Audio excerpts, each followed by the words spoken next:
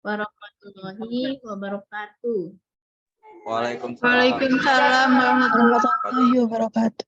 Baik, hari ini pertemuan pertama ya, karena minggu kemarin kan belum belum ada koordinasi ya untuk jamnya ya. Kebetulan yang di kelas pagi juga mengalami sebetulnya sudah menghubungi Ibu ya kalau nggak salah ya Mas Bu. Baik, kita mulai. Untuk kali ini kita ke akuntansi sektor publik ya, Yuntari dan teman-teman. Mungkin teman-teman sebelumnya sudah pernah belajar akuntansi dasar, yaitu pengantar akuntansi 1, pengantar akuntansi 2 ya, juga akuntansi keuangan menengah ya, Yuntari ya, Palah ya, dan juga akuntansi biaya ya, di semester 4 atau 5 kalau nggak salah. Nah, untuk kali ini Anda akan mempelajari mengenai akuntansi sektor publik, gitu ya, akuntansi sektor publik. Nah, di akuntansi sektor publik ini ada beberapa agenda ya, ini sebetulnya sudah berubah ya. Ini tuh menjadi ISAK. Ya, ISAK 35. Nah, jadi di sini ada beberapa poin. Yang pertama adalah mengenai standar akuntansi, kemudian organisasi sektor publik, kemudian PSAK 45 ya, tapi sekarang sudah berganti ke ISAK 35. Nah, ini ya. Kemudian juga mengenai standar akuntansi pemerintahan ya. Nah, di sini teman-teman, sebelum kita ke akuntansi sektor publik, kita sedikit review ya mengenai akuntansi ya. Alip ya, Alip Gaza sebelumnya di akuntansi 1, 2 kan sudah pernah ya belajar mengenai apa itu akuntansi. Ya kan, Yuntari ya? Jadi akuntansi itu adalah prosesnya itu dari bukti transaksi, ya kan? Dari adanya bukti transaksi, awalnya ada transaksi dulu ya, tadi yang lagi di kantin itu kan ada transaksi pembelian bakso misalnya ya. Nah, kemudian buktinya apa? Buktinya adalah kwitansi pembelian gitu ya, atau pembelian ya, seperti itu. Nah, kemudian dari bukti ini kita kemudian mengidentifikasi. Setelah kita identifikasi itu kita analisis ya. Oh, ini transaksinya adalah transaksi pembelian barang. Atau kita identifikasi, oh ini transaksinya adalah penjualan. Oh, ini bukan penjualan pembelian, tapi transaksi pengeluaran uang. Tadi ya membeli bakso dan lain sebagainya. Ini kan berarti pengeluaran. Nah, setelah diidentifikasi, kemudian kita catat, baru nanti kita laporkan. Gitu kan? Nah, melaporkan ini tentu berupa outputnya adalah laporan keuangan, ya kan? Laporan keuangan suatu entitas, ya. Nah, laporan keuangan suatu entitas ini kan banyak ya. Bisa sektor swasta, bisa sektor pemerintahan, bisa sektor yayasan, bisa sektor apalagi ya, Yuntari, lembaga syariah ya, dan seterusnya. Ini entitas berbeda-beda. Nah, dalam hal ini tentu kita akan mempelajari spesifik akuntansi itu adalah akuntansi sektor publik, gitu ya. Publik itu kan artinya umum ya, seperti itu. Nah, jadi di sini teman-teman, laporan keuangan yang tadi sudah kita susun dari proses tadi bukti, identifikasi, mencatat dan seterusnya, ini adalah output daripada proses akuntansi yang tentunya akan menjadi informasi bagi para pemakainya dalam pengambilan keputusan, ya kan? Teman-teman tahu kan, kalau laporan keuangan yang sudah ada, yang sudah disusun, tentu untuk apa manfaatnya? Kan ya, salah satunya adalah untuk bagaimana manajemen dalam hal ini bisa owner gitu ya, untuk bisa membuat suatu kebijakan. Nah, tentunya harus ada dasar data. Nah, data ini adalah dari laporan keuangan.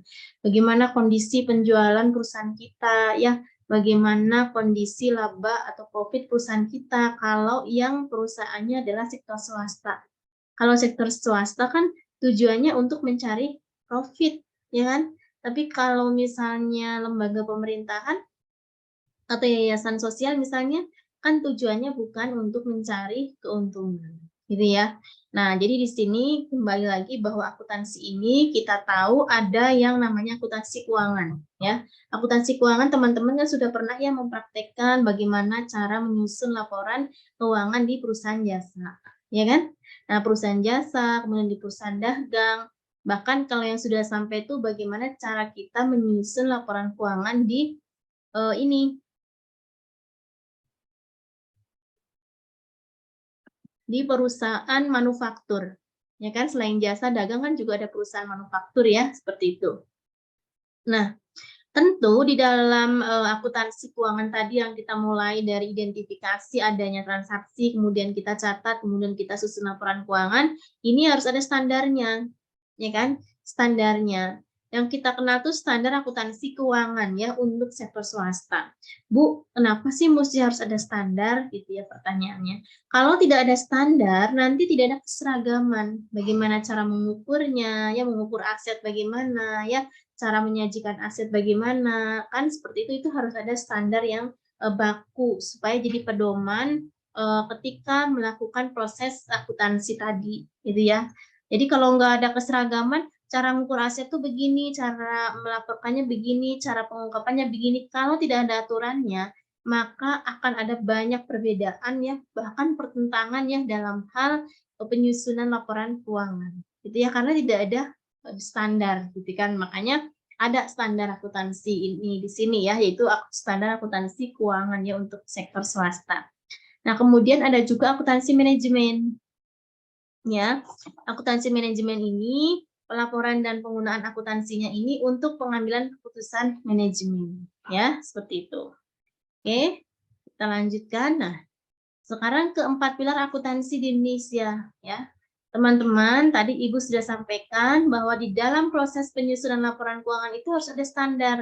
Jadi standar yang mengatur bagaimana cara mengukur aset, bagaimana cara menyajikan aset, bagaimana cara pengungkapan aset, itu sudah diatur di dalam standar akuntansi keuangan atau yang kita singkat dengan SAK. SAK ini adalah standar bagaimana mengukur, salah satunya ya menyajikan bahkan pengungkapan terkait dengan laporan keuangan, gitu ya. Nah, isi daripada SAK itu adalah PSAK. PSAK ini singkatannya Pernyataan Standar Akuntansi Keuangan, gitu ya. Nah, kemudian ada SAK, ya ada standar akuntansi syariah, gitu ya. Misalnya ada yang bekerja di perusahaan syariah atau di lembaga syariah, tentu standar akuntansi yang digunakan adalah standar akuntansi syariah. Berarti untuk semua lembaga syariah yang menggunakan SAS tadi, gitu ya.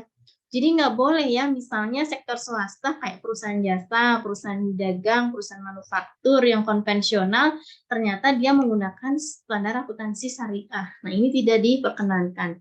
Karena kembali lagi ke entitasnya, jenis bisnisnya itu apa. Gitu ya, teman-teman ya. Oke. Nah, di sini standar akuntansi keuangan ini adalah diadopsi dari IFRS. IFRS ini adalah International Financial Report Standard. Ya, ini. Jadi SAK ini diadopsi dari IFRS, ya. Nah, di sini tentu teman-teman juga perlu tahu ya bahwa untuk standar akuntansi pemerintahan ini diatur atau menggunakan standar akuntansi pemerintah khusus ya, yaitu ada di PP 71 tahun 2010. Bu, PP itu singkatannya apa? PP itu singkatannya Peraturan Pemerintah ya, nomor 71 tahun 2010 gitu ya. Jadi hati-hati, kita entitasnya di mana. Kalau di sektor swasta yang notabene-nya tujuannya profit ya berarti kita menggunakan standar akuntansi keuangan. Itu ya, Yuntari ya. Oke. Di sini sekilas tentang standar akuntansi di Indonesia. Jadi, dulu itu dari tahun 2010 sampai tahun 2012 ya. Di sini ada SAK umum yang tadi Ibu sampaikan ya, standar akuntansi keuangan. Ini isinya adalah PSAK.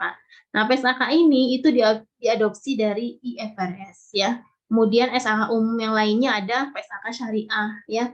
Kemudian ada PSAK non IFRS termasuk di dalamnya ada SAK nirlaba ya. Jadi sudah diatur spesifik dan sedemikian rupa oleh standar akuntansi yang ada di negara kita, gitu ya. Kemudian SAK etap di sini juga ada SAK for SME ya. Jadi di sini sudah ada standar akuntansi untuk UMKM juga ada. Ya, seperti itu. Kemudian standar akuntansi pemerintahan ini adalah SAP. Ya, di PP 71 tahun 2010 tadi kan ya, sudah disampaikan. Nah, jadi di sini bisa terlihat ya, seperti itu. Nah, sebelum kita masuk ke akuntansi sektor publik, tentu kita harus paham mengenai organisasi sektor publik, gitu ya. Kita kan berpikir dulu pernah belajarnya menyusun laporan keuangan jasa, ya laporan perusahaan dagang, ya kan. Kemudian laporan perusahaan manufaktur kan yang terkait bagaimana kita memproduksi barang ya seperti itu. Itu adalah di akuntansi manufaktur. Ya, kalau teman-teman sudah pernah belajar akuntansi biaya, pasti sudah pernah mendapatkan bagaimana cara kita menghitung ya harga pokoknya, ya bagaimana cara kita mengukur atau menjaga tingkat penjualan dan lain seterusnya, gitu ya seperti itu. Nah, sekarang sebelum ke akuntansinya, kita harus paham terkait dengan organisasi sektor publik. Nah, ini teman-teman, kalau kita bicara organisasi sektor publik, itu di sini nanti akan terkait dengan entitas ekonomi, ya, karena memiliki sumber daya ekonomi. Kemudian akan terkait dalam hal melakukan transaksi ekonomi tentunya, dan keuangan. Tetapi dengan tujuan yang berbeda, ya, dengan perusahaan komersial. Gitu ya, berbeda tujuannya ya. Seperti itu. Bu, kalau begitu ini sebetulnya bagaimana ya ketika kita berbicara mengenai akuntansi sektor publik gitu ya, seperti itu. Nah, di sini kalau kita lihat dari sudut pandang ilmu ekonomi, nah kalau Yuntari kan apa? Di prodi akuntansi atau manajemen, Yuntari? Akuntansi, Bu. Oke ya, kalau di akuntansi itu juga ini terkait dengan entitas ya. Entitas yang aktivitasnya berhubungan dengan penyediaan barang dan jasa untuk memenuhi kebutuhan dan juga hak publik. Nah, ini kalau kita bicara ya dari sudut pandang ilmu ekonomi organisasi sektor publik. Itu ya Yuntari ya. Nah, contohnya apa Bu? Jenis-jenis organisasi sektor publik gitu ya. Contohnya lembaga pemerintahan tadi ya, lembaga pemerintahan itu kan tujuannya bukan untuk mencari keuntungan, ya kan? Tari, memangnya pemerintah untuk mencari keuntungan? Tidak kan? Ya enggak? Nah, kemudian organisasi agama. Ada kan organisasi agama? Apakah dia tujuannya profit? Enggak kan? Ya. Nah, jadi ini masuk dalam kategori organisasi sektor publik. Kemudian organisasi sosial. Nah, ini juga termasuk dalam kategori organisasi sektor publik. Ya, kemudian ada yayasan, instansi pendidikan, ya, kemudian juga organisasi kesehatan, gitu ya ini. Nah, jadi kita harus paham dulu ya yang masuk kategori organisasi sektor publik ini apa aja Bu, gitu kan ya, seperti itu. Nah, tadi kan lembaga pemerintahan, kemudian apa tadi? Yayasan sosial, institusi pendidikan, ya, dan seterusnya. Nah, kalau kita sudah tahu contoh daripada organisasi sektor publik, nah sekarang bagaimana sih Bu ciri-ciri dari organisasi sektor publik? Gitu kan ya? Silakan. Ada yang tahu ciri-ciri organisasi sektor publik? Silakan jawabannya dijawab di chat Zoom ya.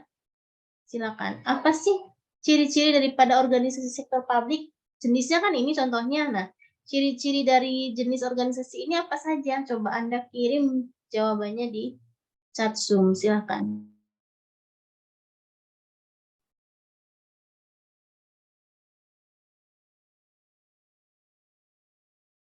Oke ya. Nah, ini ya tadi ya Amirani ya. Jadi ciri-ciri organisasi sektor publik ini diantaranya yang pertama adalah tidak untuk mencari keuntungan finansial ya, tidak untuk mencari keuntungan finansial. Jadi tujuannya itu bukan untuk profit ya kalau organisasi sektor publik. Ya, kemudian dimiliki secara kolektif oleh publik Jelas ya? Kemudian kepemilikan atas sumber daya tidak digambarkan dalam bentuk saham. Ya, Anda mungkin waktu belajar perusahaan jasa dagang kan sudah belajar ya ada pengambilan dividen ya. Nah, dividen ini adalah kalau yang perusahaannya sudah berbentuk badan hukum, misalnya PT ya, CV dan seterusnya. Pasti ketika akan bagi keuntungan setiap tahun ya, nanti akan ada istilah pembagian dividen. Karena apa? Karena di perusahaan yang sudah berbadan hukum itu pasti dia kepemilikannya terbentuk dalam saham. Nah, Bu, kalau usaha saya masih perorangan, perusahaan jasa atau dagang atau manufaktur, bagaimana Bu digambarkannya? Biasanya itu dalam bentuk modal, dan kalau misalnya ada pengambilan untuk pribadi dari si ownernya atau pemiliknya, maka dia tidak tidak ada pengambilan dividen ya, tapi biasanya pengambilan pribadi ya atau pref ya kalau usahanya masih bersifat perorangan ya, jadi belum berbentuk PT begitu ya. Nah, kemudian keputusan-keputusan yang terkait dengan kebijakan maupun operasi ini didasarkan pada konsensus tadi ya, teman Anda yang menjawab itu betul. Kalau organisasi pemerintah melalui suatu badan legislatif ya seperti itu. Nah, kita lihat di sini ruang lingkup sektor publik ini itu yang pertama bergerak dalam lingkungan yang sangat kompleks dan variatif ya. Juga kalau kita lihat dari faktor lingkungan yang mempengaruhi itu ada faktor ekonomi ya, politik, kultural dan juga demografi ya, terkait dengan faktor lingkungan yang mempengaruhi daripada sektor publik tadi ya. Nah, Bu, kesamaan antara organisasi sektor publik dengan entitas lainnya bagaimana? Gitu ya, kesamaannya bagaimana ya? Yang pertama, itu bagian tidak terpisahkan dalam sistem perekonomian nasional karena menggunakan sumber daya baik keuangan maupun manusia. Jadi walaupun dia sektor publik atau sektor swasta, kan dia sama-sama bagian dalam perekonomian nasional. Dan juga pasti tetap menggunakan SDM ya atau sumber daya. Sumber daya ini bisa sumber daya keuangan ya maupun manusia ya seperti itu. Nah, kemudian juga menghadapi sumber daya terbatas ya untuk mencapai tujuannya. Ya. Kemudian memiliki pola manajemen keuangan yang sama, itu dimulai dari perencanaan ya sampai pengendalian ya, di mana penggunaan akuntansi ini menjadi kebutuhan ya. Dalam beberapa hal keduanya menghasilkan output produk yang sama. Ini ya. Nah, itu terkait dengan kesamaannya. Nah, perbedaannya bagaimana Bu yang signifikan ya antara organisasi sektor publik dengan perusahaan ya. Yang pertama dilihat dari tujuannya. Jelas ya, Yuntari dan Alif, bahwa tujuan organisasi kalau yang sifatnya adalah sektor swasta kita kategorikan perusahaan begitu, itu profit oriented atau orientasinya itu adalah untuk mencari keuntungan ya. Kalau organisasi sektor publik itu non profit oriented. Jadi orientasinya itu bukan untuk mencari keuntungan ya. Seperti itu kalau sektor publik. Sektor publik itu kan bisa berupa pemerintahan, yayasan sosial, yayasan pendidikan. Ya kan? Itu sektor publik. Nah, yang selanjutnya adalah sumber-sumber pendanaannya. Ya. Di sini terlihat bahwa perusahaan komersial itu didanai melalui hasil operasi perusahaan bersangkutan selain investasi dari pemegang saham ya. Sedangkan organisasi sektor publik ini didanai dari kontribusi. Ya, salah satunya kan dari perpajakan ya, kontribusi, iuran ya, seperti itu bisa satunya. Nah, kemudian yang membedakan selain itu adalah peraturan perundangan ya. Organisasi sektor publik khususnya lembaga pemerintahan harus melakukan aktivitas sesuai dengan peraturan perundangan yang berlaku ya kalau untuk sektor publik ini ya.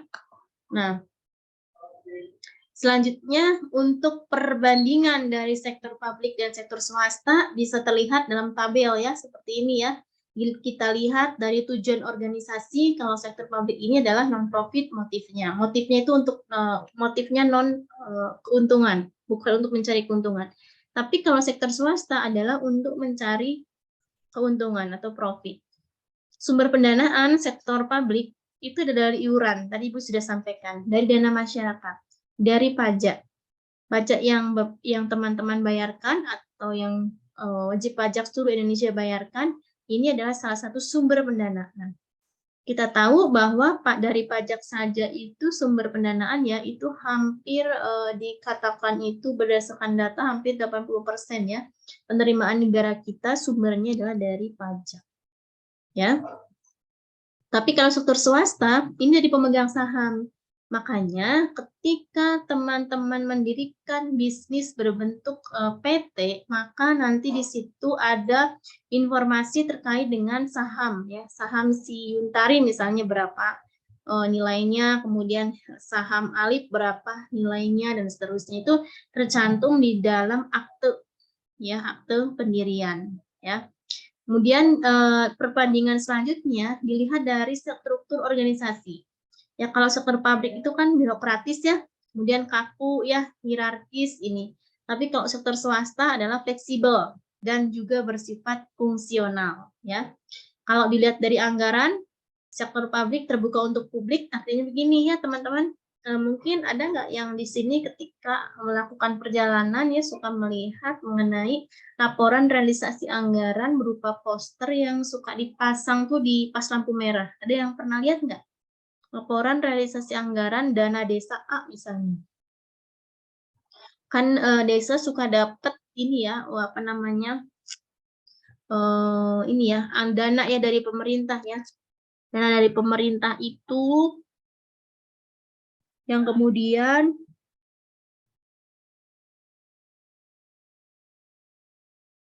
harus bisa dipertanggungan. Jadi anggarannya berapa, realisasinya berapa. Nah, ini nih yang juga membedakan antara sektor swasta dengan sektor pemerintahan ya, karena akan ada laporan realisasi anggaran. Jadi realisasinya berapa nih, atau anggarannya berapa nih dari pemerintah ya terkait dengan penanganan COVID misalnya. Nah, kemudian realisasinya bagaimana gitu kan ya, seperti itu ya, kurang lebihnya ya. Nah, anggaran kalau sektor publik itu jelas ya terbuka untuk publik ya. Kalau sektor swasta ini adalah tertutup untuk publik. Nah, ini ya terkait perbandingan sektor swasta dengan sektor publik. Itu ya, seperti itu. Silakan kalau ada yang ingin ditanyakan sebelum Ibu lanjut ke akuntansinya. Tadi kita sudah bahas pengenalan overview di awal mengenai apa itu akuntansi, kemudian bagaimana organisasi sektor publik, jenisnya seperti apa contohnya, kemudian kita bisa mengetahui perbandingan daripada sektor publik dengan sektor swasta. Silakan kalau ada yang ingin ditanyakan, boleh ditanyakan sembari Ibu buka slide yang selanjutnya ya, seperti itu. Sebetulnya review dari mata kuliah yang sebelumnya ya, saldo normal akuntansi itu kan ada harta, utang, modal, pendapatan, beban ya, harta bertambah, DKKKD gitu ya kalau disingkat seperti itu ya. Jadi kalau harta bertambah di debit ya, utang bertambah di kredit ya, dan seterusnya. Gitu ya. Nah, sekarang bagaimana Bu untuk kita akan melakukan proses pencatatan di sektor swasta Bu, di sektor pabrik ya maksud Ibu ya, bukan di sektor swasta. Nah, sekarang kita mulai dulu ya dengan output daripada nanti kita mencatatnya. Oke. Anda bisa lihat di layar Excel Ibu ya. Oke. Kita lihat di sini semuanya untuk on kamera ya. Oke, lihat di sini. Di awal kita sudah pernah mempelajari mengenai persamaan ya, persamaan dasar akuntansi. Itu kan ya Yuntari ya, di akuntansi dasar dulu ya. Kita tahu bahwa ada aset ya sama dengan kewajiban, ya kan? Ya, plus ekuitas. Itu kan ya persamaan dasar akuntansi ya, atau modal. Itu kan, ini persamaan dasar akuntansi. Bu, buat apa itu? Ya, nanti kita pada saat mencatat kan juga akan ada pemahaman mengenai saldo normal. daripada akun yang ada, ya, harta, utang, modal, pendapatan, dan beban ketika bertambah di posisi mana, ketika berkurang di posisi mana, gitu ya. Nah, sekarang teman-teman, output daripada proses akuntansi tadi, kalau yang di sektor swasta, ada yang tahu apa saja output daripada proses akuntansi? Coba. Kan laporan keuangan. Gitu kan, Delvi? Nah, laporan keuangan apa saja? Ada apa saja? Laporan laba rugi, neraca, Oke. Mm-mm. laporan arus kas, Ya. Apalagi? Baru 3 kan? laporan perubahan ekuitas, Mm-mm. perubahan modal, catatan atas laporan keuangan. Bagus ya, Dian Permata Putri ya. Nah, sekarang kalau di laporan keuangan komponennya kalau di sektor publik dalam hal ini sektor pemerintahan ya Ibu sampaikan ya di sektor publik. Tadi kan kalian sudah tahu ya jenis atau contoh daripada organisasi sektor publik kan salah satunya adalah sektor pemerintahan kan ya. Nah, sekarang kita kalau di sektor pemerintahan laporan keuangannya ada yang berbeda dengan yang sektor swasta. Ya, Dian Permata Putri ya. Apa Iya, Bu. saja, Bu? Yang Laporan pertama, realisasi anggaran. iya, betul ya. Kan tadi Bu udah sebutkan di depannya laporan realisasi anggaran. Nah, ini kalau di sektor swasta kan nggak ada ya. Nah, kemudian ada laporan apa lagi? Operasional, Bu. Ya, ada juga laporan operasional ya. Kita urutkannya pertama adalah laporan realisasi anggaran, kemudian laporan perubahan saldo ya, total ya, saldo anggaran lebih ya kan. Kemudian tadi kata Putri ada neraca ya di pemerintahan juga ada neraca ya. Kita cantumkan ya di sini ya neraca. Terus kemudian yang keempat yang tadi disampaikan oleh teman Anda ya Dian ya ada laporan operasional. Nah, kalau di sektor swasta kan nggak ada laporan operasional kan? Ya nggak, Dian Permata Putri? Iya, benar, Bu. Nah, di sini ada. Nah, kemudian ada laporan arus kas. Di sektor swasta ada, di pemerintahan juga ada kalau laporan arus kas ya. Kemudian ada apa lagi?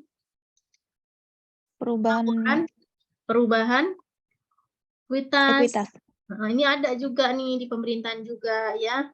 Ekuitas. Kemudian yang ketujuh adalah catatan atas laporan keuangan. Ya kan? Ini teman-teman ya, jadi ada 7. Nah, sebetulnya ini kan sama ya, kayak yang di sektor swasta ya, ini ya. Nah, ini ya enggak, Putri? Ini juga sama ya. Berarti yang membedakan berapa nih? Ini yang tidak Ibu warnain ya, laporan realisasi anggaran, laporan perubahan saldo, dan laporan operasional. Seperti itu. Jadi, kalau di sektor swasta itu kan ada 5 ya, Dian Permata Putri. Iya, benar, Bu. Tapi kalau di sektor pemerintahan, ini nih ada 7. Masa sih 1, 2, 3, 4. Ada 4 ya? Oh, RL yang nggak ada ya, Dian Permata Putri ya? RL nggak ada kan kalau di Iya, pemerintahan. benar, Bu. Jadi di sini yang sama tuh neraca, laporan arus kas, perubahan ekuitas, dan CALK. Yang membedakan adalah di sini ada laporan realisasi anggaran. Ini Ibu salah ngetiknya. Anggaran, dan laporan perubahan saldo anggaran lebih, dan juga laporan operasional. Ya, ini yang membedakan ya. Yang membedakan antara sektor swasta dengan sektor pemerintahan ya. Nih, nanti output daripada proses akuntansi yang kita lakukan di sektor publik, contohnya di sektor pemerintahan, ini outputnya, laporan keuangannya, seperti itu. Bisa dipahami ya? Nah, selanjutnya kita kan sudah tahu ya, tadi kita ke persamaan dasar akuntansi kembali ya. Bu, untuk saldo normalnya bagaimana? Sama, Dian ya, sama. Mau dia di sektor swasta maupun di sektor pemerintahan, saldo normal itu sama. Ya, seperti itu. Hanya memang nanti akan ada akun-akun yang namanya berbeda. Ya, yang di sektor swasta maupun di sektor pemerintahan. Ya, tetapi secara konsep persamaan dasar akuntansi ya sama ya, aset sama dengan kewajiban plus modal, gitu ya. Nah, kita ke contoh nih, silakan untuk jawab ya. soalnya ini ya. Misalnya, apa ya? Misalnya tuh membeli makanan dan minuman ya untuk konsumsi rapat daerah misalnya ya. Sebesar berapa kira-kira ya? Konsumsi itu misalnya 200.000. Nah, ini ceritanya secara tunai ya, bukan secara kredit, secara tunai. Coba jurnalnya bagaimana? Ayo. Biaya konsumsi pada kas, Bu. Oke, itu jurnalnya ya. Nah, transaksi kan mempengaruhi persamaan dasar akuntansi ya. Apa yang mempengaruhinya ketika ada transaksi ini? Pasti di sini asetnya akan berkurang kan ya. Kemudian apanya yang berkurang? Bebannya ya. Bebannya, modalnya ya. Modalnya akan berkurang sebesar 200.000. Ini terkait apa? Jadi beban apa? Beban konsumsi rapat daerah. Itu kan? Jadi transaksi berpengaruh pada persamaan akuntansi. Nah, kan kita tahu ya, persamaan akuntansi kan aset ya sama dengan kewajiban plus modal. Ya. Kalau kita beli konsumsi rapat berarti aset kita berkurang, ya kan ya?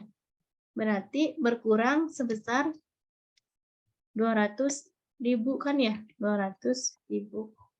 Kan ya? Ini apa? Asetnya berkurang. Kemudian apa yang terjadi lagi? Yang terjadi adalah modal kan ya? Di sini adalah juga berkurang. Modalnya berkurang berapa? Beban kan ya? Beban di sini adalah 200.000. Ya kan?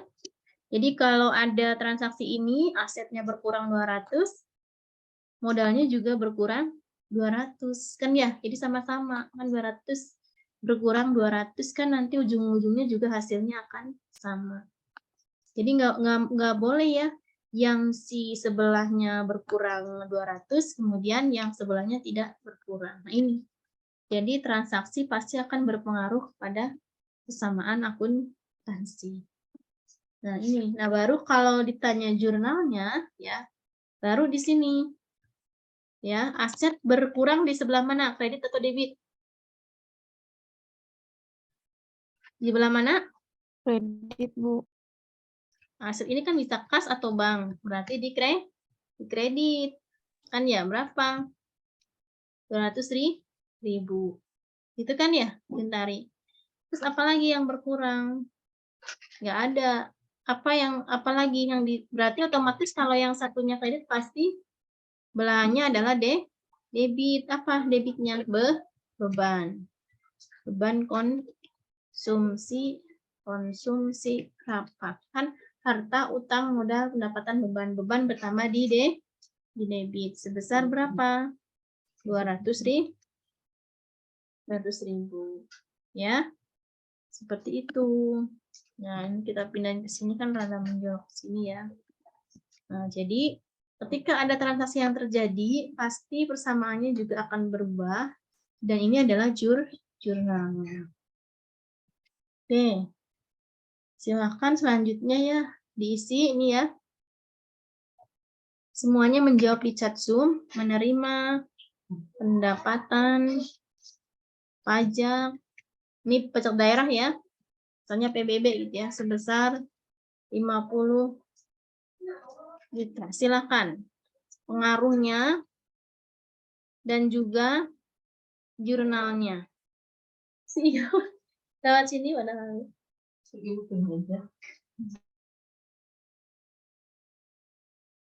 Nah, jadi gitu ya. Nah, jadi pengaruhnya apa, jurnalnya bagaimana. Nah, terus membeli peralatan komunikasi. Nah, berapa kira-kira ya? Sebesar misalnya ya, 5 juta. Nah, pengaruhnya apa? sama jurnalnya apa. Terus membeli kendaraan roda 2 sebesar 15 juta.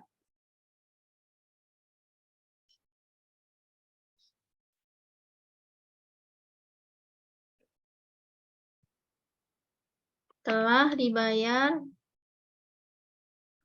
Ini kan di pengantar akuntansi sudah belajar ya. Hanya bedanya ini transaksinya di pemerintahan. Yang sederhana dulu. Dan sisanya akan dibayar seminggu kemudian. Oke, silakan. Ada berapa pertanyaan nih? Ada pertanyaan yang belum dijawab tuh yang ini. Ini kan pertanyaan 1, ya. Ini 1, kemudian ini 2, kemudian ini 3, kemudian ini 4, ya. Oke, silakan dikerjakan. Langsung dikirim ya. Ini Ibu recording ya, jadi nanti yang nggak aktif yang nggak dapat nilai. Keaktifan maksudnya, pengaruh, kemudian jurnalnya. Oke, silakan.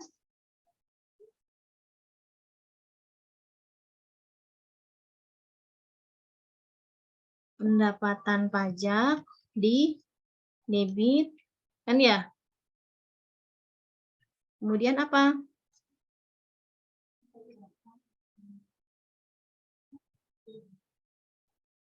Ya, ini salah ya.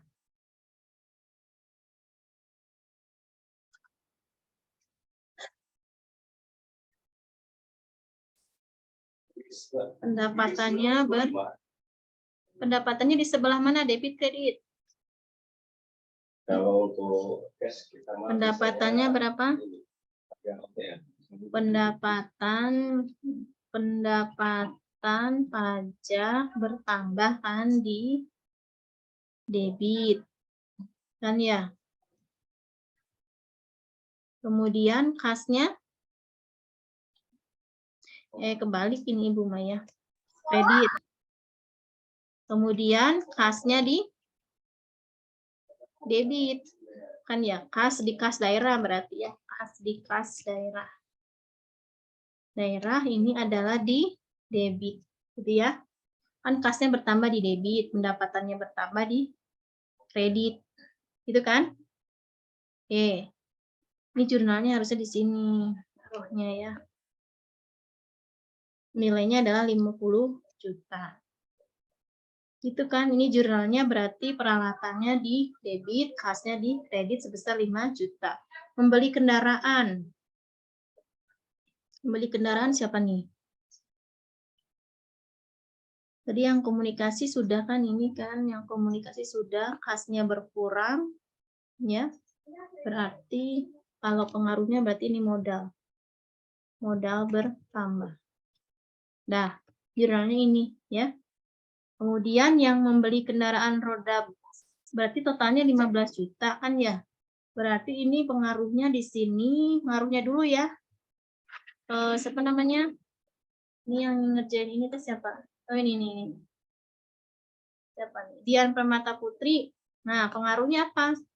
Berarti pengaruhnya kas berkurang. 5 juta.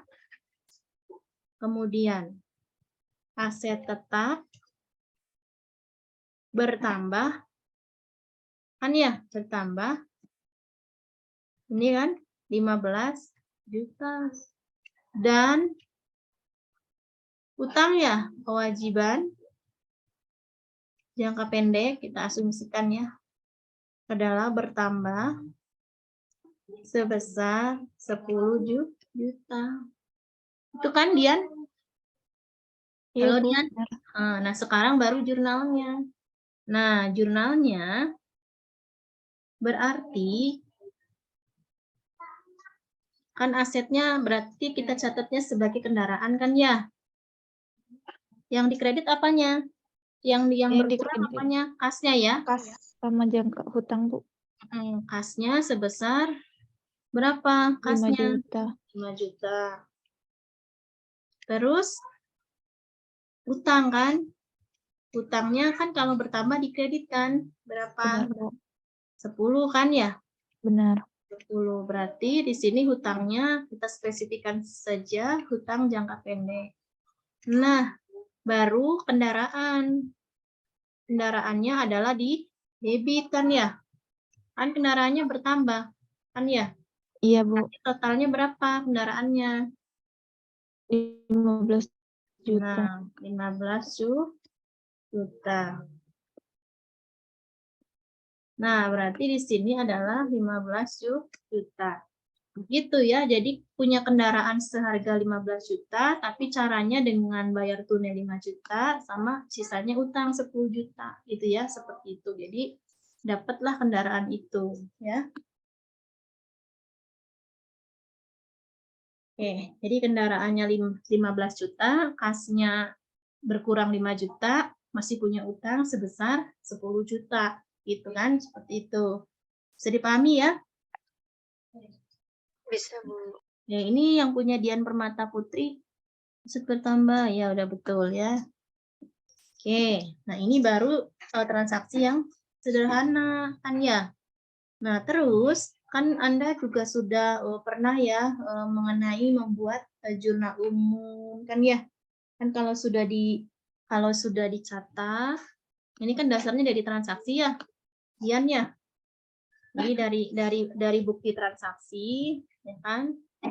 Dari bukti transaksi, kemudian kita jurnal, ya kan? Jurnal kan?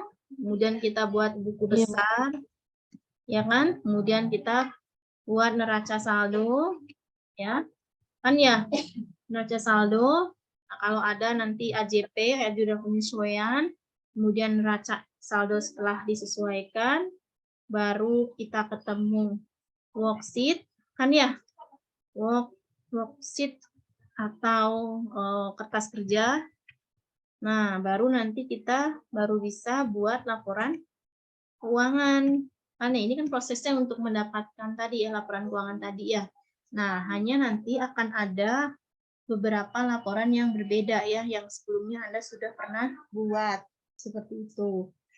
Oke, sekarang kita akan mulai spesifik ya, antara tadi kan Anda bilang ya, bahwa ada laporan operasional. Itu ketika transaksinya seperti apa ya, Bu? Itu kan ya. Oke, kita lihat di sini ya. Untuk transaksi ketika ada ini, muncul LO itu ya. Nah, sekarang soalnya begini, Anda bisa mencobanya, atau nanti bisa dikerjakan ya. Contohnya begini, ini baru transaksi sederhana ya. SKP daerah, ini soalnya bisa Anda SKP daerah. SKP daerah, Ibu SKP itu apa Bu? SKP itu surat ketetapan pajak daerah. Jadi baru keluar SKP-nya ya, belum pembayarannya ya, berarti ya. Silakan untuk on kamera ya. SKP daerah, nanti Ibu panggil geraknya lagi ngapain enggak? Siapa nih? Nah, yuk, Dian Permata Putri, Yuntari, dan seterusnya. Jadi SKP daerah sebesar, silakan dibuat ini jurnalnya, sebesar RP 1, ini baru transaksi dulu untuk contoh ya, oleh bendahara. Teman-teman, kalau di pemerintahan itu, kalau di sektor swasta mungkin ada bagian keuangan ya, atau kasir ya, Yuntari ya. Kalau di lembaga pemerintahan yang mengeluarkan uang itu berarti dia bendahara pengeluaran. Kalau yang menerima berarti bendahara penerimaan, ya. Jadi ini SKP daerah sebesar 1,5 oleh bendahara penerimaan. Kenapa bendahara penerimaan? Karena terkait dengan ketetapan pajak daerah berarti terkait penerimaan pajak dari masyarakat ke daerah. Contohnya kalau pajak daerah kan PBB tadi ya, tapi PBB 2 ya, pedesaan perkotaan. Atau enggak misalnya pajak reklame kan juga pajak daerah ya. Ini oleh bendahara penerimaan. Ya, bendahara penerimaan suatu perangkat daerah. Nanti teman-teman, perangkat daerah itu kita singkat PD ya. PD itu bukan PD banget ya, tapi perangkat daerah ya. Nah, di sini akan dicatat pada ya, sisi penerimaan. Ya, penerimaan sebesar berapa Bu? Ya, sebesar jumlah tersebut. Ya, jumlah tersebut berapa ya? 1.500.000 gitu ya. Nah, kemudian ini transaksi yang pertama. Transaksi kedua di sini adalah bendahara pengeluaran. Bendahara pengeluaran membayar. Nah, ketika ada pembayaran yang mengeluarkan adalah bendahara pengeluaran. Jadi bukan satu bendahara ya, Yuntari ya. Nah, jadi di sini adalah bendahara pengeluaran membayar kwitansi berdasarkan bukti invoice ya untuk suatu anggaran. Misalnya ini ya contoh ya, untuk suatu anggaran. Untuk suatu anggaran apa? Ya anggaran pengeluaran. Karena kan ini terkait bendahara pengeluaran ya. Jadi suatu mata anggaran ini. Ya, suatu mata anggaran pengeluaran. Nah, mata anggaran pengeluaran ini kita singkat menjadi MAK. Jadi di sektor pemerintahan nanti ada istilah-istilah yang memang disingkat-singkat ya. Berupa apa? Misalnya belanja. Nah, jadi kalau beban Yuntari itu bukan nyatetnya beban, tapi belanja. Kalau di pemerintahan ya. Jadi kata beban, kata biaya, kalau di sektor swasta dulu bikin laporan keuangan kan beban atau biaya Indonesia ya. Nah, ini adalah belanja. Nah, di sini misalnya belanja kait dengan apa ya? Pakaian dinas misalnya. Ya, pakaian dinas. Kan kalau di sektor pemerintahan pasti ada seragam dinas ya. Misalnya untuk pakaian dinas dan atributnya misalnya ya, dan atributnya. Misalnya berapa, Bu? Misalnya sebesar Rp 1.500.000 dengan nilai yang sama. Ini hanya contoh ya. Itu transaksi yang kedua. Ya. Nah, atas kondisi transaksi yang kedua, yang mencatat siapa, Bu? Nah, yang mencatat di sini adalah pada sisi apa? Ada yang tahu nggak? Bendahara pengeluaran, Bu. Iya, pada sisi pengeluaran. Gitu kan ya. Pada sisi pengeluaran. Sebesar berapa, Bu? Ya, sebesar itu. Sebesar jumlah tersebut. Kan 1,5 tadi. Ya kan? Seperti itu. Nah, selanjutnya, ini informasi transaksi selanjutnya ya. Selanjutnya, kedua transaksi, berarti kan transaksi 1 dan transaksi 2 tadi yang SAP daerah sama transaksi di bendahara pengeluaran ya. Selanjutnya, kedua transaksi tersebut, ini lanjutan soal ya. Transaksi tersebut didapat saldo bulan Oktober misalnya ya. Sebesar Rp 300.000.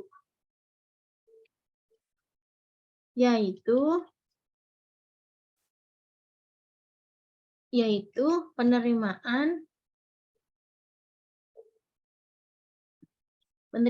kan tadi 1.500.000 ya.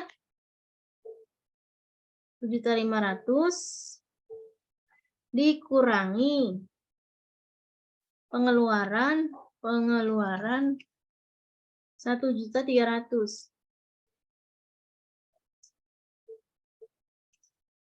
Gitu kan? 1,2 nggak, Bu? Mana? Belanja pakaiannya berapa itu tadi? Di situ 1,5, Bu. Oh, dikurangi yaitu penerimaan kan 1,5 dikurangi pengeluaran 1.200.000. Gitu kan? Karena apa? Karena diketahui saldonya kan 300 ya di situ ya. Maksudnya tuh saldonya teh 300, berarti yang dipakai baru berapa? Kan baru 1.200.000 ya. 1.200.000. Jadi ternyata saldonya itu salahnya.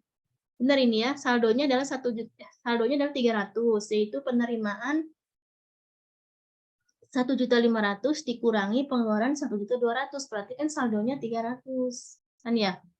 Nah, ini informasi lanjutannya ya, berdasarkan transaksi tersebut ya, dalam pencatatan tentunya nanti akan hanya melakukan 1 kali pencatatan saja. 1 kali catat saja. Oke. Nah, bagaimana cara mencatatnya? Kita lihat di sini. Ya. Kita akan membuat jurnalnya. Ya. Kita lihat di sini. Kalau mau diformat ya, tanggal, kode, transaksi, uraian, ref, ya, debit, kredit. Itu kan? Nah, di sini tadi tanggalnya misalnya ini tanggal 1 ya, ini kita asumsikan tanggal 1 aja ya. Ini transaksi 2 tanggal 2 gitu ya. Ini tanggal 1 bulan 10 misalnya.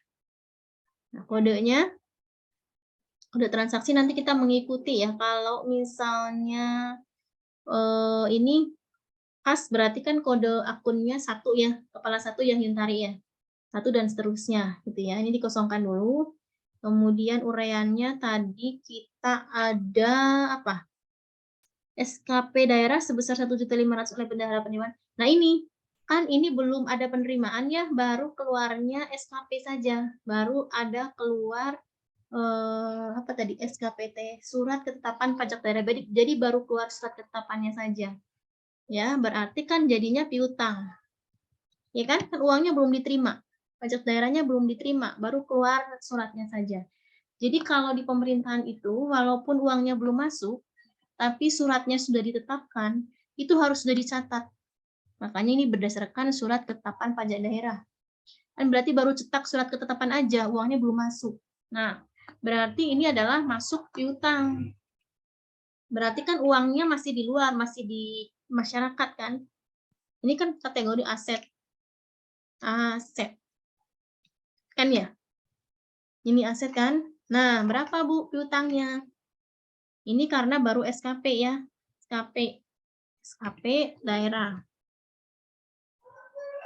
Nah, refnya Bu, kosongin saja ya. Nah, debitnya piutang bertambah berapa? 1.500.000. Piutang bertambah kan di debit. Piutang kan masuk aset ya, Yuntari. Nah, jadi piutang bertambah di debit. Nah, terus Bu, ini kan debitnya. Kreditnya apa? Nah, kreditnya adalah pendapatan. Karena si pendapatannya belum diterima, baru diterbitkan SKP, maka dicatatnya sebagai pendapatan LO. LO adalah laporan operasional. Ya. Jadi kalau di pemerintahan itu kalau di sektor swasta misalnya dijual apa ya namanya kendaraan sebesar 1.500.000 secara kredit itu ya. Berarti kan piutang di debit ya kan? Pada pendapatannya dikreditkan. Nah, itu kalau di sektor swasta, kalau di pemerintahan pendapatannya dikredit, ini adalah LO namanya, laporan operasional gitu ya. Nah, sebesar berapa, Bu? Sebesar 1.500.000 gitu. Nah, jadi bahasanya bukan SKP daerah 1.500.000 diterima secara kredit, bukan. Kan ini baru diterbitkan surat. Jadi walaupun nanti di soal atau di fakta ketika Anda bekerja di lingkup pemerintahan, baru diterbitkan surat saja itu harus sudah dicatat, gitu ya. Jadi piutang. Nah, hanya nanti si akunnya itu masuk LO, laporan operasional, gitu ya. LO itu maksudnya laporan operasional. Begitu ya. Nah, baru di sini tanggal 2, transaksi kedua kita asumsikan tanggal 2 saja ya, tanggal 2 Oktober. Ya tahunnya boleh tahun sekarang gitu ya. Ini kita kosongkan, ini saya Ibu salah tulis ya. Uraian gitu ya. Nah, tanggal 2 itu kan kita kan ada bendahara pengeluaran membayar kwitansi. Kan ya, berarti kalau sudah ada kata membayar berarti kan kasnya udah pasti ini ya. Kas di sebelah mana? Ada yang tahu? pengeluaran membayar kwitansi untuk suatu mata anggaran keluaran ya ini mata anggaran pengeluaran maka berupa belanja pakaian dinas ya. Bendahara pengeluaran membayar kwitansi untuk suatu mata anggaran. Berarti ini adalah berdasarkan mata anggaran pengeluaran ya, berarti belum ada pengeluaran ya, Yuntari ya. Nah, jadi di sini berarti kas ya, kas itu sama dengan aset maksudnya ya, kas aset gitu ya. Sama di sini adalah piutang. Ini dari sisi bendahara pengeluaran ya. Berapa? Berapa itu? 1.500.000. Ini adalah 1.500.000. Bukan hutang, Bu. Apanya? Kan kita mah bendahara pengeluaran membayar untuk mata anggaran belanja pakaian dinas sebesar 1.500.000. Kenapa bukan dihutang? Coba. Karena nanti kita catatnya di sini. Nih, pada transaksi yang selanjutnya berarti di tanggal 10 ya. Nah, ini tanggal 10 nyatetnya utang nanti. Jadi dicatat dulu ini baru kita catat di sini kan dari kedua transaksi tersebut didapat saldonya adalah 300.000 ya. Berarti kan sebetulnya yang dikeluarkan kan hanya 1.200.000 ya. Seperti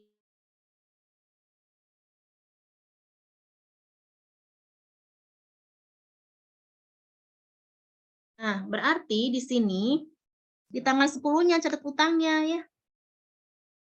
Di tanggal 10-nya sebentar. Berarti di sini beban ya.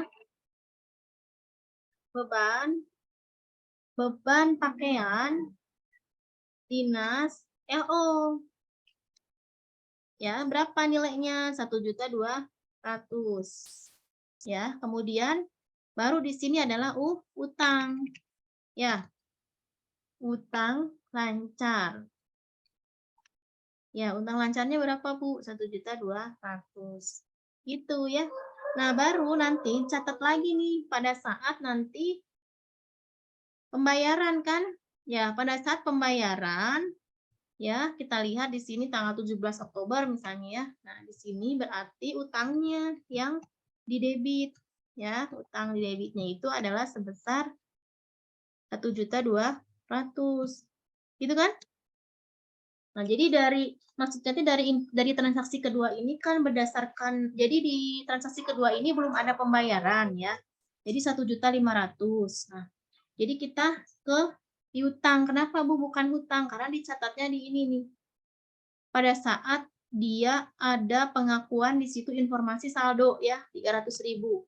Ya, jadi dari kedua transaksi tersebut didapat saldo bulan Oktober sebesar 300.000. Ya, jadi saldo atas transaksi ini sama ini itu saldonya ternyata 300.000. Kalau saldonya 300.000 kan sebetulnya yang digunakan untuk membayar pakaian dinas kan bukan 1.500.000. Ya, tapi adalah 1.200.000. Ya, 1.500.000 itu dikurangi 1.2 kan 300 ya. Nah, jadi utang lancarnya adalah 1.200.000. 1.200.000 terus kasnya baru berkurang. Ya, ini maksudnya kas aset. Itu ya, sebesar 1.200.000. Itu, Yuntari ya. Nah, jadi di sini ada pendapatan yang dicatat kan kalau misalnya di laporan pemerintah itu kan ada LO, ada pendapatan ya, ada pendapatan ya. Pendapatan ini nanti kan ada pendapatan LRA itu laporan realisasi anggaran ya, LRA, dan ada juga pendapatan LO. Ya, sebentar nih saya klik. Ada pendapatan LO ya nantinya ya. Ada pendapatan LO. Nah, kalau ini berarti dia pendapatan LO.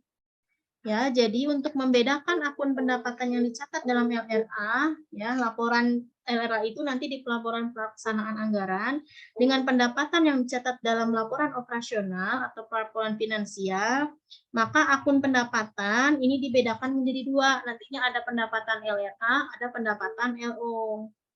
Ya. Kalau di basis akrual, nih ya, Anda kembali lagi ke yang sebelumnya.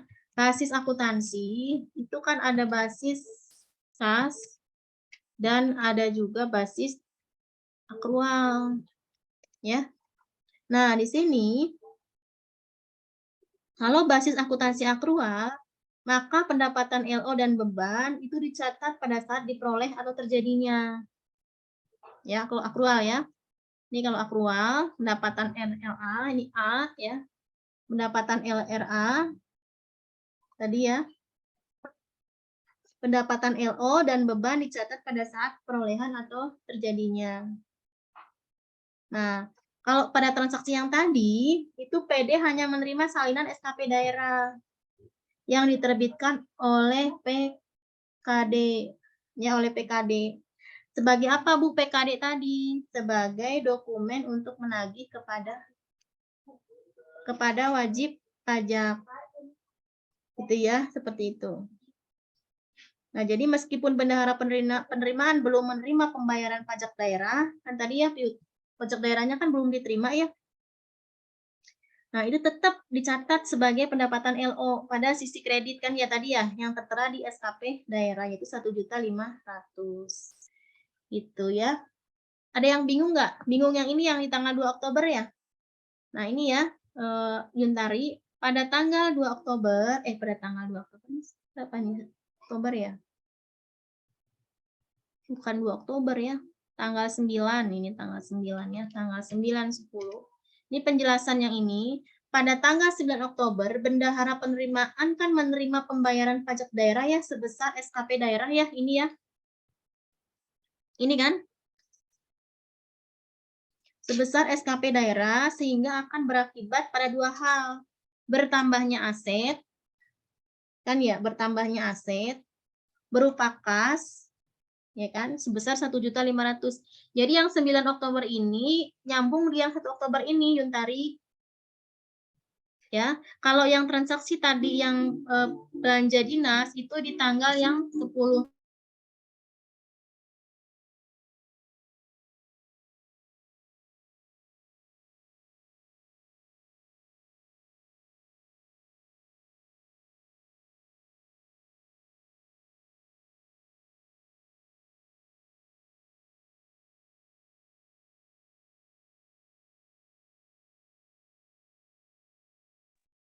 Ini Yuntari nih. Jadi yang transaksi tanggal 9 Oktober ini itu nyambung ke transaksi yang tanggal 1, ya. Nih ya. Penjelasannya begini. Pada tanggal 9 Oktober tadi, bendahara penerimaan kan menerima pembayaran ya. Menerima pembayaran pajak daerah dari wajib pajak daerah sebesar SKP daerah. SKP-nya kan ini 1.500.000 kan? Nah, sehingga ketika diterimanya tanggal 9, maka kasnya pasti akan bertambah. Ya, kasnya bertambah ya sebesar 1.500.000. Dan piutangnya pasti akan berkurang 1.500.000. Tadinya kan piutangnya bertambah nih di debit. Ketika dibayar pajak daerahnya oleh wajib pajak ke pemerintah daerah, maka si piutangnya juga akan berkurang di sebelah kredit ya. Jadi ini bukan transaksi atas belanja pakaian dinas ya. Yang atas transaksi belanja dinas itu yang ini nih. Tanggal 10 Oktober. Gitu ya. Nah, sekarang untuk yang 10 Oktober ini. Nah, kan di sini PD kan memesan tadi pakaian dinas kepada suatu konvensi ya pada tanggal 10 Oktober. Nih ya, tanggal 10 Oktober. Dengan beban diperkirakan sebesar 1.200.000. Nah, ini dari sini nih. Ini kan. Jadi dari anggaran 1.500.000 tadi ternyata dicek saldo tuh 300. Nah, berarti otomatis kan pengeluarannya adalah 1.200.000. Ya kan? Pengeluarannya 1.200, saldonya 300. Nah, pada tanggal 10 Oktober ini bagian akuntansi PD ya, PD ya di sini. Nanti dia akan mencatat. Ya, mencatatnya apa, Bu? Berarti beban pakaian dinas sebesar 1.200.000 tersebut dan akibatnya nanti akan muncul utang. Kan belum ya? Belum dibayar ya? Kan baru membayar berdasarkan ini aja ini, mata anggaran. Sebesar berapa, Bu? 1.200.000. Nah, baru di tanggal 17-nya pakaian dinas yang tadi dipesan telah selesai kan ya, dan bendahara pengeluaran PD telah menerima tagihan dan konvensi sebesar 1.200.000. Tadi ini diketahui ya, 1.200.000. Maka bagian akuntansi keuangan mencatatnya dengan mengurangi utang lancar. Utang lancarnya jadi nggak ada, berkurang. Kata utang kalau bertambah di kredit bertambah, berarti kalau bertambah di kredit, kalau berkurang di debit ya sebesar 1.200.000. Nah, ya bisa dilihat ya. Kemudian kasnya berkurang karena untuk membayar sebesar 1.200.000. Begitu. Gimana? Bingung atau sudah bisa dipahami? Gimana Yuntari? Bisa dipahami. Bisa ya? Oke, kalau bisa dipahami nanti kita lanjut lagi. Oke, kita lanjut untuk transaksi yang selanjutnya. Misalnya ini. Kita sampai jam berapa hari ini?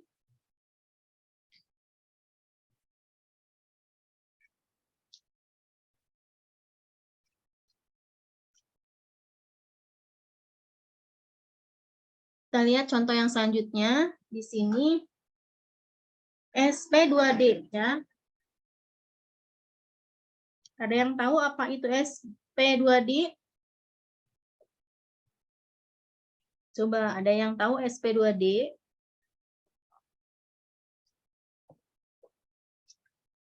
Apa Yuntari SP2D? Tadi kalau SKP surat ketetapan pajak. Sekarang SP2D.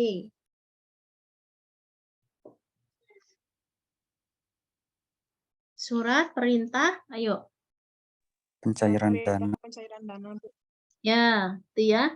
Jadi baru apa namanya? Baru suratnya ya, SB2D. Ibu singkat saja. SP2D ceritanya kayak gini ya.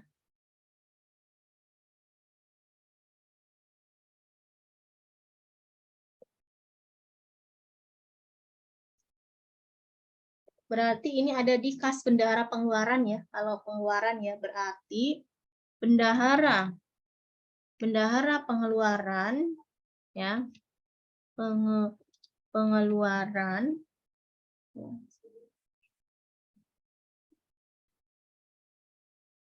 sebentar ya. SP2D di bendahara pengeluaran itu berjumlah RP misalnya 500.000 misalnya. Dan pada tanggal misalnya 5 Feb ya atau 11 Maret ya. 11 Maret misalnya. Itu yang dipertanggungjawabkan. Jadi SP2D-nya 500.000, ternyata tanggal 11 Maret yang dipertanggungjawabkan misalnya sejumlah LP 475.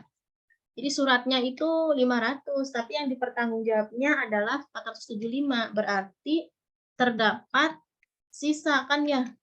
Sisanya berapa? 25.000. Kan ya? Nah, maka jurnalnya bagaimana, Bu? Jurnalnya untuk mencatat di PPK di PPK. Ada yang tahu PPK PD? Coba PPK PD apa? Yuk, singkatannya PPK. Pejabat pembuat komitmen, Bu. Ya, gitu ya. Pemerintah daerah PD-nya ya, atau perangkat daerah ya. Di sini ya, perangkat daerah ya. PD-nya perangkat daerah. Nah, jurnalnya bagaimana, Bu? Di perangkat daerahnya terkait transaksi tadi itu si SP2D-nya 500, ternyata yang dipertanggungjawabkan hanya 475. Berarti kan selisihnya 25.000 ya. Nah, kita buat jurnalnya. Ini Ibu copy saja dari sini ya. Oh, ini enggak ada ya. Oke, ini ininya kan sebetulnya kan tadi kan begini ya. Ini T, ini kan. Nah, sekarang kita bikin untuk yang tadi di PPKPD. Nah, di PPKPD atas transaksi tersebut. SP2D-nya 500, ternyata yang bisa dipertanggungjawabkan 475, selisihnya 25. Berarti di sini tanggal berapa tadi? 11 Maret ya. Berapa? 11 Maret. Nah, belanja atas sama ini. Belanja ya, misalnya kan ini di bendahara pengeluaran ya, berarti kan terkait belanja ya. Nah, belanja nih kalau terkait penerimaan berarti di bendahara penerimaan, misalnya penerimaan pajak daerah, itu kan ya, karena ini pengeluaran, misalnya kita contohkan saja adalah belanja apa ya? Belanja perjalanan dinas misalnya ya. Belanja perjalanan dinas ya. 500 ini belanja pengeluaran perjalanan dinas. Anda lihat di sini berarti yang berkurang apanya? Kas ya.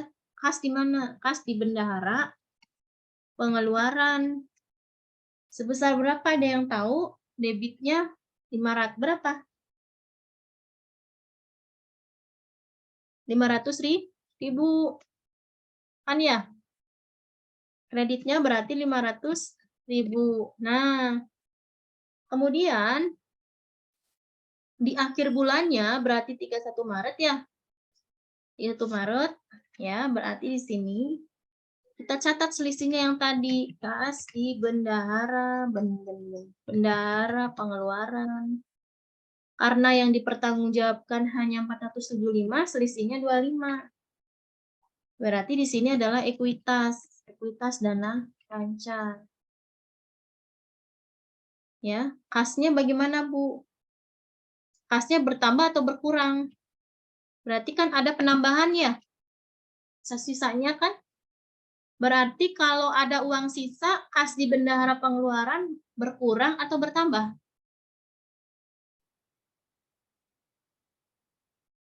Bertambah atau berkurang? Bertambah. Bertambah. Iya, kan dibalikin duitnya ya. Kan tadinya kan, oh ini kan nyatetnya kan 500.000, kan ya.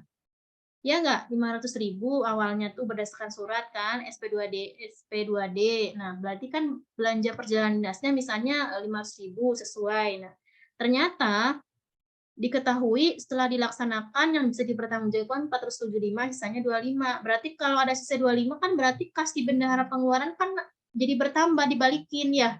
Sebesar 25.000. Berarti kas di bendahara pengeluarannya yang bertambah.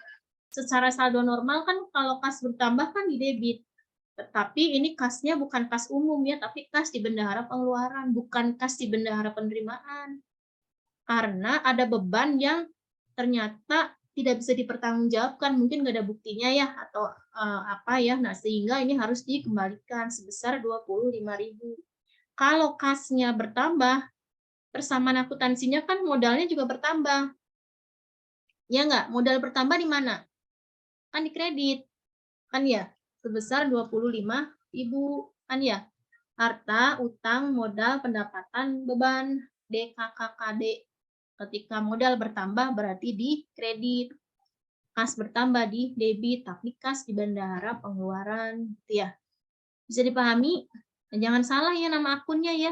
Kalau kita sedang bicara kas di bendahara pengeluaran, maka kasnya juga berhubungan dengan kas di bendahara pengeluaran. Gitu ya. Kalau kita lagi bicara kas di bendahara penerimaan, maka nama akunnya juga harus kas di bendahara penerimaan. Gitu ya. Ini adalah jurnalnya untuk mencatat yang transaksi ini tadi. Gitu. Bisa dipahami? Silahkan kalau ada yang mau ditanyakan. Oke. Kalau tidak ada yang ditanyakan, Ibu berikan lagi satu soal. Ini nanti boleh Anda kerjakan ya. Nah, ini soalnya. Soalnya begini ya. Terdapat transaksi penerbitan. Nah, ini baru penerbitan ya penerbitan apa? Misalnya penerbitan SKP yang tadi ya, SKP daerah. Misalnya daerah tuh atas pajak reklame misalnya, reklame ya, reklame senilai misalnya 100.000 misalnya. Ya, pada tanggal berapa, Bu? Misalnya pada tanggal berapa ya? 8 Juni misalnya 2023. Emang belum terjadi sih bulannya ya. Nah, kemudian sampai akhir tahun anggaran, sampai tahun mana sih? Sampai akhir tahun anggaran, setoran tidak bertambah, ya, setoran tidak bertambah. Nah, jurnal untuk transaksi tersebut berdasarkan basis akrual. Bagaimana? Itu kan ya. Nah, coba ada yang tahu nggak? Nah, berarti kita bikin saja seperti ini ya, bikin saja seperti ini ya. Ini kita begini. Nanti ini sama Ibu dihilangkan ya. Nah, ini dihilangkan. Gitu ya. Jadi untuk soal yang selanjutnya itu nanti Anda bisa coba ya. Kemudian sebelum kita nanti akan ke siklus akuntansi. Ini buat PR ya. Yang ini ya, buat PR ya. Nah, itu kurang lebihnya jurnal ya yang ada di perangkat daerah. Ini jurnalnya masih sederhana, hanya buat konsep contoh saja ya, karena nanti Anda akan menemukan kas di bendahara pengeluaran, kas di bendahara penerimaan, ada kas di kas daerah, nanti ada kas di kas pusat, gitu kan ya. Kan Anda tahu ya, pemerintahan itu kan ada pemerintahan pusat, ada pemerintahan daerah, bendaharanya ada pengeluaran, ada bendahara penerimaan, pendapatannya ada pendapatan LO, terus pendapatannya ada pendapatan LRA gitu ya. Nanti akan ada belajar itu. Ini baru sebagian kecil saja yang Ibu contohkan ya. Nanti setelah ini Ibu akan buat untuk bagaimana kalau misalnya tadi pendapatan LO sudah ya, nanti akan ada pendapatan kalau pas nyatetnya adalah LRA. Gitu ya, seperti itu nanti akan ada ya. Oke. Ini buat PR. Sampai jam berapa ini, Yuntari? Kalau di kelas KKH belum ada jadwal ininya. Yang lain itu yang kelas yang udah jadwalnya mana? Nah, sembari nunggu jawaban teman ya. Nah, yang udah tahu sampai jam berapa. Nah, selanjutnya kita ke siklus akuntansi. Nah, siklus akuntansi kan tadi Ibu sudah sampaikan ya, Yuntari dan teman-teman ya, dari apa namanya tadi, dari transaksi sampai kita menjurnal kan ya, terus kita membuat apa tadi, jurnal ya, kemudian membuat buku besar, neraca saldo dan seterusnya ya, ya enggak? Nah, sekarang bagaimana siklus akuntansi ya, di siklus akuntansi keuangan daerah ya, keuangan daerah ya. Nah, yang pertama ini perlu kita pahami ya. Yang pertama adalah kita analisis. Sama ya, analisis transaksi dengan bukti transaksi. Bukti transaksi teman-teman udah tahu ya, bisa apa namanya, invoice, ya, kwitansi, rekening koran, atau tadi apa namanya, SKP ya, itu juga termasuk bukti transaksi. Kemudian yang selanjutnya setelah kita analisis ngapain? Pencatatan. Ada yang beda nih dengan yang siklus sektor swasta ya, pencatatan ke dalam apa? Yuntari, ke dalam jurnal. Sama ya yang kedua ya. Kemudian yang ketiga, posting ke buku besar. Kemudian yang keempat adalah penyusunan ya, penyusunan apa? Penyusunan neraca saldo atau trial balance ya. Ini. Terus yang kelima adalah penyelesaian kertas kerja. Kertas kerja atau neraca lajur ya, atau worksheet. Ya, ini sama ya. Nah, baru yang keenam adalah penyusunan jurnal. Penyusunan apa? Penyusunan. Oh, ini penyusunan jurnal, ya kan? Penyesuaian, ya. Kalau ada ya, kemudian baru penyusunan neraca saldo setelah penyesuaian. Itu kan ya? Nah, baru yang ke-8 adalah ini nih yang beda nih. Penyusunan laporan realisasi anggaran. Nah, yang ke-9 adalah apa? Jurnal penutup LRA. LRA itu laporan realisasi anggaran ya. Kemudian yang ke-10 apa? Posting ke buku besar LRA. Ke buku besar LRA. Tuh. Kemudian kalau sudah posting ke buku besar LRA, baru penyusunan laporan operasional. Laporan operasional, ya kan? Baru jurnal penutup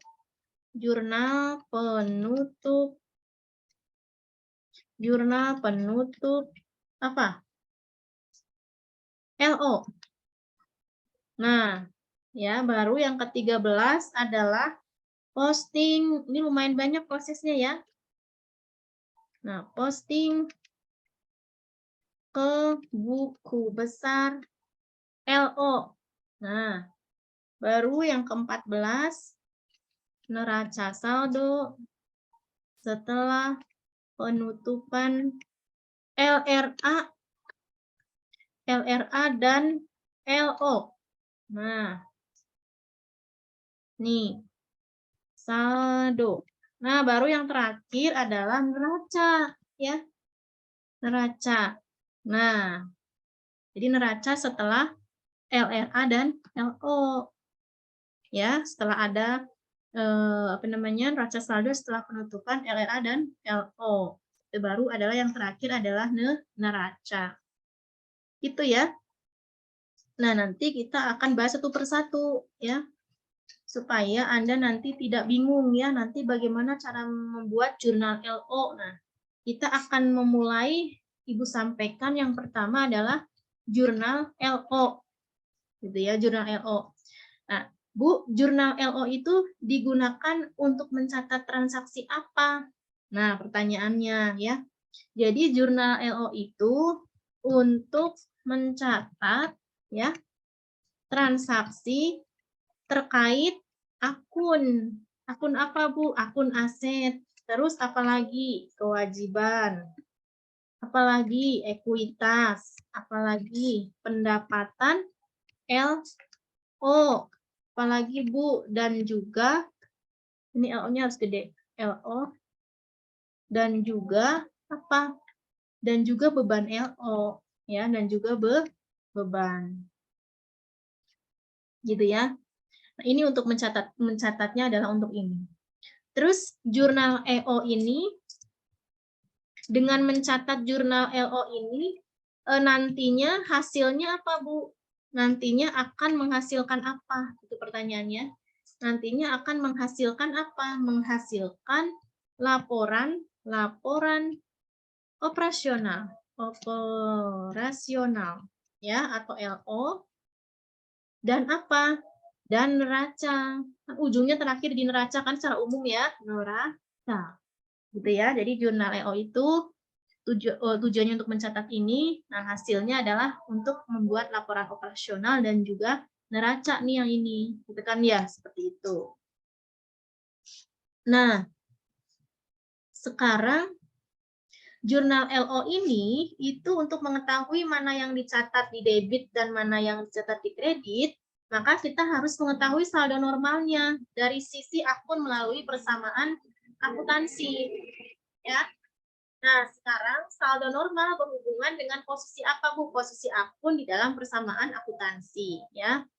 Jadi kalau akun yang berada di posisi kiri bersaldo normal apa, Yuntari? Debit. Nah, kalau akun yang berada di posisi kanan bersaldo normal kredit, ya. Jadi debit berarti sisi kiri dan yang berada pada sisi kiri persamaan akuntansi adalah kelompok aset, begitu. Nah, berarti untuk akun yang masuk dalam kelompok aset ini nanti akan dicatat di sisi debit, ya, dengan syarat nilainya positif. Nah, apabila nanti nilai dari kelompok aset tersebut negatif, ya, maka akan dicatat pada sisi lawannya, yaitu kredit. Nah, berarti kredit berarti sisi kanan, dan yang berada pada sisi kanan persamaan akuntansi ini adalah kelompok apa? Kewajiban dan ekuitas, kan gitu ya.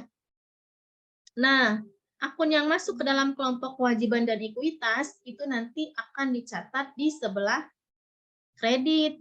Nah, dengan syarat nilainya adalah positif, ya. Seperti itu. Nah, kita lihat. Anda kan tadi sudah mempelajari mengenai persamaan akuntansi, ya. Nah, kan kita tahu ya, aset sama dengan kewajiban plus ekuitas, kan ya. Gitu. Aset ini itu bisa bisa bertambah. Itu berarti kalau bertambah berarti di posisi debit, kan ya. Kalau berkurang itu kan berkurang berarti di sebelah kredit. Itu kan? Nah, kalau kewajiban dan ekuitas bertambah,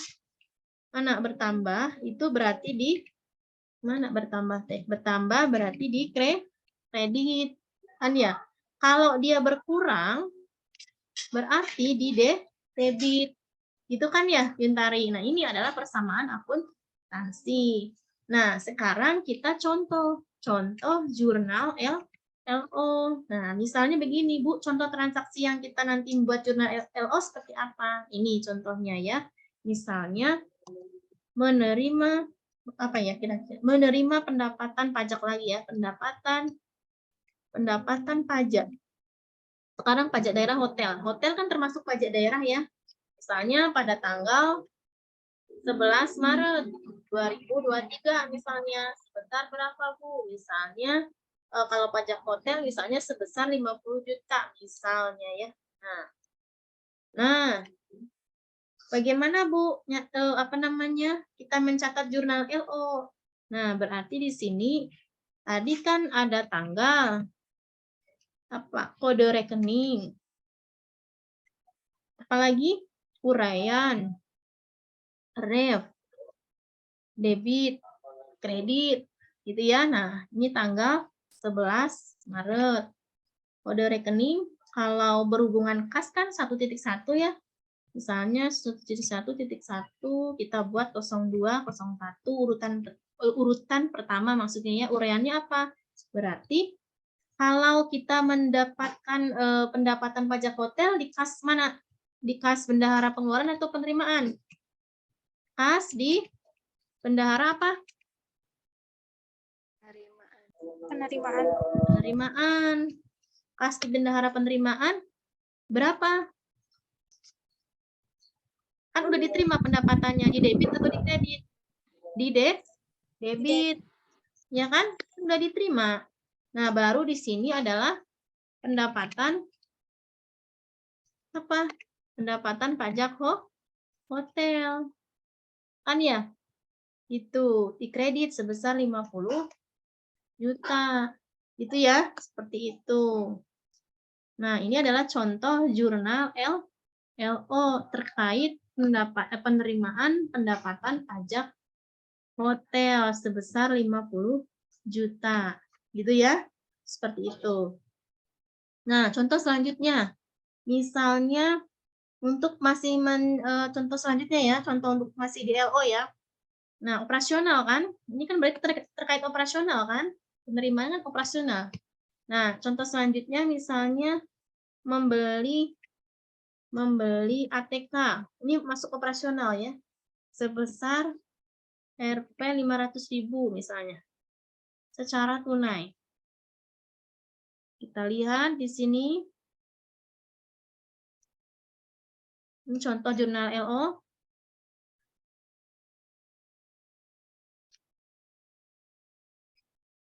Kalau pendapatan itu adalah 8 digit ya. Misalnya kita bikin 8.1.106 nomor urut 1. Nah, ini tanggal berapa? Misalnya ini anggap aja tanggalnya sama ya, 11 Maret. Ya, 11 Maret. Apa yang terjadi membeli ATK? Kepala 9 kan? 20101. Berarti di sini adalah belanja ATK, belanja persediaan ATK ya maksudnya. Belanja persediaan ATK. Bertambah kan? Persediaan ATK bertambah sebesar berapa? 500.000. Nih contoh jurnal EO. Terus kreditnya apa? Ada yang tahu? Kas. Kas apa? Harus jelas. Kalau jawabnya kas aja, kalau ujian nggak akan bentul. Karena kan Kas di bendahara pengeluaran, Bu. ya betul. Kas di bendahara. Bendahara pendahara. Ini nanti kalau ngejawab jurnal kas atau bank salah ya. Harus jelas kasnya kas siapa yang berkurang gitu kan ya. Nanti ini 500.000 di kredit. Itu ya, ini contoh selanjutnya gitu ya. Nah, selanjutnya ada contoh jurnal LRA ya. Ini jurnal LRA. Nah, hati-hati ini di jurnal LRA ya. Kalau yang jurnal LO tadi berbasis akrual, kalau jurnal LRA ini jurnal berbasis kas. Anda tahu kalau basis itu ada dua, catatan ada basis kas dan basis akrual. Kalau jurnal LRA, jurnal berbasis kas. Ya. Nah, pertanyaannya, jurnal LRA ini digunakan untuk apa, Bu? Ya, digunakan untuk mengakui apa? Realisasi anggaran. Ya, realisasi anggaran atas apa, Bu? Atas pendapatan LRA. Ya. Ini nulisannya juga harus pakai strip LRA. Apalagi, Bu? Penerimaan, ya. Penerimaan apa? Penerimaan pembiayaan belanja. Apalagi? Transfer. Tuh, di daerah atau di pemerintah ada istilah transfer nanti dari transfer dari pusat ke daerah, ya kan? Kan dana dari daerah juga dari pemerintahan pusat, ya kan? Jadi ada istilah transfer. Gitu, bukan nama akunnya, itu ada nama istilah transfer nanti. Kan di apa namanya di sektor swasta ada mungkin kan nggak ada nama akun transfer ya, Yuntari ya dulu ya waktu bikin perusahaan jasa ya. Kan nggak ada. Nah, kalau di sektor pemerintahan ini, di sektor publik ini ada transfer. Apalagi? Dan pengeluaran pembiayaan. Ini ya. Ini adalah terkait jurnal LRA ini digunakan untuk mengakui realisasi anggaran atas pendapatan LRA, penerimaan pembiayaan belanja, transfer, dan juga pengeluaran pembiayaan. Nah, Bu, terus jurnal LRA ini, itu kan, nanti menghasilkan apa? Ada jurnal itu tehnya menghasilkan apa? Ada yang tahu nggak? Menghasilkan apa? Menghasilkan laporan realisasi anggaran. Kan di sektor swasta nggak ada realisasi anggaran atau yang kita sebut sebagai LRA. Ada laporan operasional, ada laporan realisasi anggaran. Kalau laporan realisasi anggaran sumbernya dari jurnal-jurnal LRA yang saudara buat. Begitu ya. Seperti itu. Nah, sekarang jurnal LRA ini ya, jurnal LRA ini itu digunakan untuk merekam apa? Merekam anggaran dan realisasinya selama periode gitu ya. Misalnya anggarannya sekian, misalkan desa dikasih anggaran 1M misalnya, terus realisasi penggunaannya bagaimana, itu apakah dihabiskan 1M itu atau nanti ada lebih. Makanya kalau di LRA nanti ada istilah anggaran surplus, anggaran surplus, dan ada anggaran apa? Ada yang tahu? Anggaran defisit, ya kan? Jadi antara yang dianggarkan dengan yang realisasi faktanya, dana dari pusat untuk desa-desa kan sekarang dikasih 1 miliar, itu semua dihabisin 1 miliar atau nanti ada yang belum digunakan, itu kan?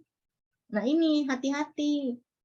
Nah harus bisa memahami, nyatetnya ketika anggaran surplus dan juga ada anggaran defisit, gitu. Nah sekarang Bu, saldo normal untuk jurnal LRA apa sama dengan saldo normal yang tadi?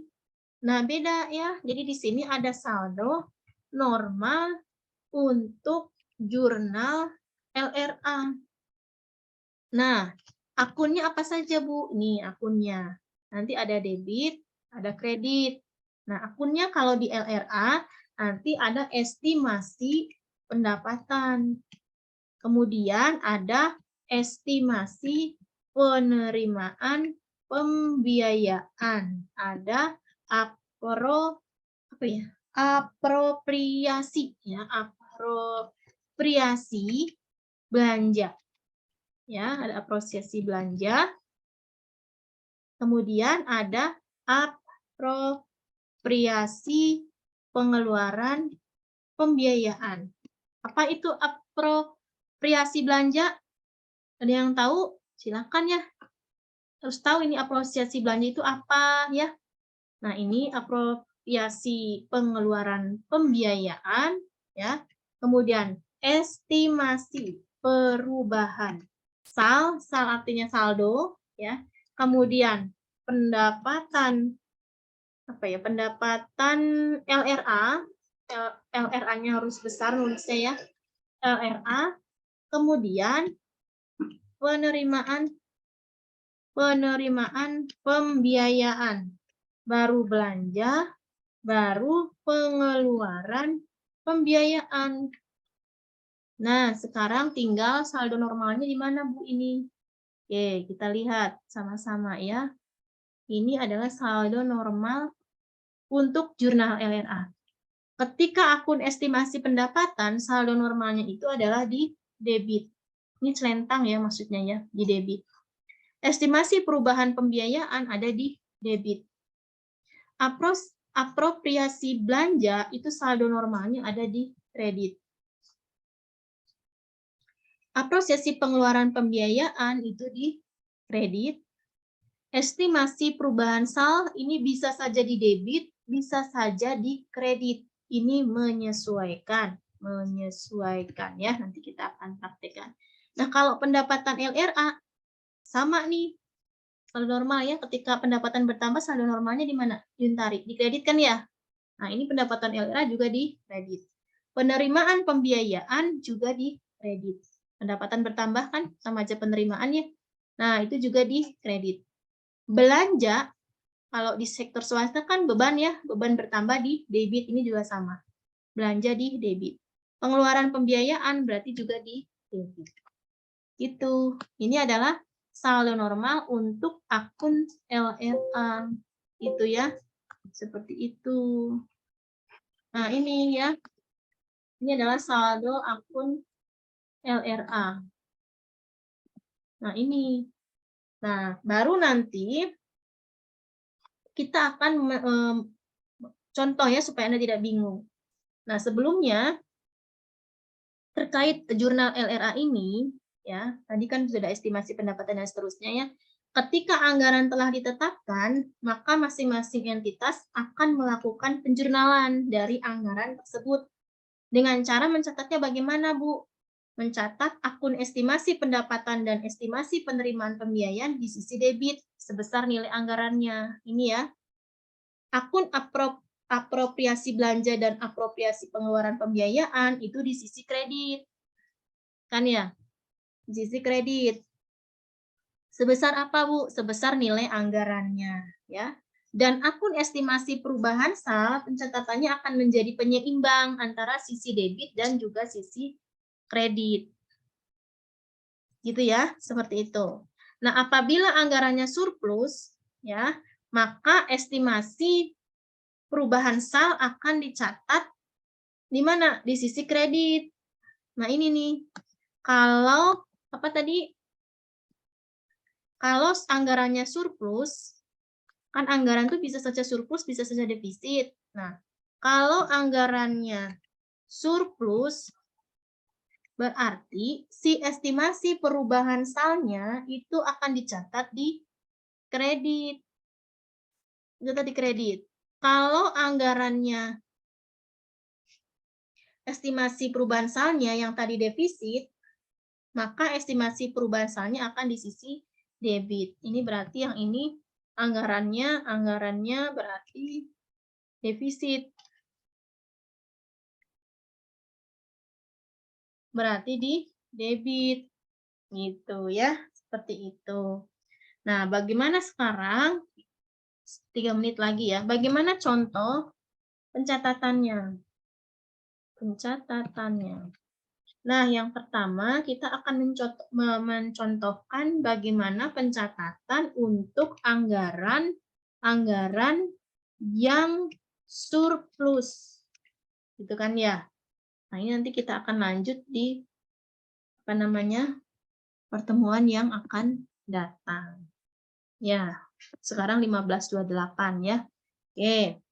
Jadi kita sampai saldo normal jurnal LRA. Nanti minggu depan Ibu akan contohkan bagaimana Anda mencatat anggaran yang pencatatan anggaran untuk yang sifatnya surplus dan kemudian defisit. Itu ya. Silakan. Ada yang mau ditanyakan? Fatin dan Hanan bingung atau bagaimana? Ini kita akan tutup nih, udah 15.28 ya, 2 menit lagi. Nanti rekornya Ibu berikan ya. Jadi silakan Anda itu lagi ya, dipelajari kembali ya, seperti itu. Wabarakatuh. Waalaikumsalam warahmatullahi wabarakatuh. Terima kasih, Bu. Ya, sama-sama. Silakan. Terima kasih, Bu.